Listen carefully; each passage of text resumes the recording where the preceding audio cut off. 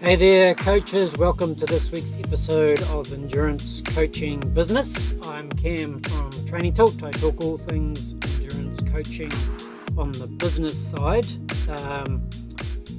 I'm the founder of Training Tilt, which is an all-in-one coaching and e-commerce platform for endurance coaches. So take a look at that platform if you're interested. Got a lot of listeners that are already on the platform, but a lot of you also are using other coaching platforms. We're the only all-in-one platform where you can combine your website, taking payments, onboarding your clients, but of course, all the tools to prescribe and analyze training data. So I'm going to jump into this week's episode. It's called Coaching Mastery, the Art of Simplicity. So I was listening to a podcast the other day. Can't even remember which podcast it was actually, but they were talking about artists, and they used an analogy on the podcast about how let me use this. It went something along these lines. The master embraces simplicity more than the amateur, having learned to distinguish what truly matters from merely clutters the path to excellence. So, in the art world, masters strive to keep things simple, while amateur artists tend to overcomplicate things. So masters use fewer tools and techniques, and they focus on just honing their core skills and doing more with less. While amateurs seem to gather up more and more tools, hoping that this tool and that brush and this technique will improve their craft. But true artistry comes from simplicity. And so rather than trying to add more, master artists continuously strive to remove the unnecessary. So instead of adding more, they try and remove. So now let's bring that back into the world of endurance sports, running and triathlon, endurance coaching. So I've always believed that coaching is as much an art as it is a science, maybe even more of an art than it is a science. So let's break it down a bit. So simplicity. So that's the hallmark of a master, and whether it's an art or a master coach. So in the coaching realm, we often get caught up in the latest training methods, software, gadgets, believing that all of these tools equate to better coaching. But if we just stop and reflect for a minute, the greatest coaches over time, much like master artists, often have a minimalist approach.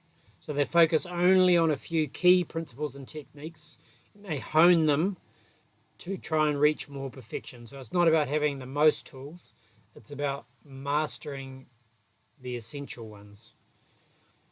So why is overcomplication dangerous? So we need to be wary of overcomplication because it's really easy to get lost in a myriad of metrics, analytics, training programs that are available, devices that are available. But does it always benefit the athletes to have more of this?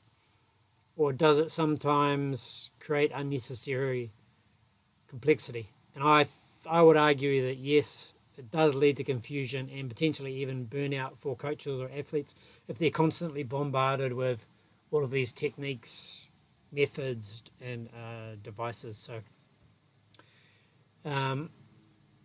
by stripping back to the basics and focusing on what truly matters, I think coaches can provide a more clearer and more effective guidance to their athletes. So, but of course, you got to strike the right balance. It's not all about the simplicity of things. Like, it doesn't have to be like the basics and scribble them down on a piece of paper and then give that to your clients. You've got to find the right balance. So it doesn't mean you can't use modern tools. So use technology and data to inform your coaching, but don't let it dictate your every move and decision. So remember, at the heart of coaching, there's the human element. So understanding your athletes, what their motivations are, determining what their limitations are, and no amount of technology, including the new AI tools that are out there, can replace the intuition and experience of a well-seasoned coach. So what are some practical steps that we can do to improve this or add this less is more philosophy into your own coaching? So first you got to understand the journey of going from an amateur coach to a master coach, and knowing that you can't shortcut that approach. So you have to recognize that every master was once an amateur, and likely when they're an amateur they overcomplicated things, and they move through this phase, and it's a natural part of the learning curve. So the difference is that over time a master begins to learn what is necessary and what is just a distraction. So before you can become a master coach, you need to figure this out for yourself. However, if you are conscious of this concept, you can probably accelerate your development through this process, and you can be more intentional about, okay, let me look at my coaching. Where can I simplify? What am I doing that maybe I don't need to do, that I could spend more time on honing my skills in other places? So first, evaluate the toolkit that you have. So what have you got? What tools do you currently use? I'm not talking just about software or devices. What training methodologies, what techniques, what data. Take a look at them all and think, okay, so reflect on it. Are some of these tools more about the allure of having more and more things, more and more tools, more and more data, rather than effectiveness? So identify these tools and methods that provide the most value for athletes, and then just focus on those. Identify the ones that maybe you think that you don't need, and get rid of those.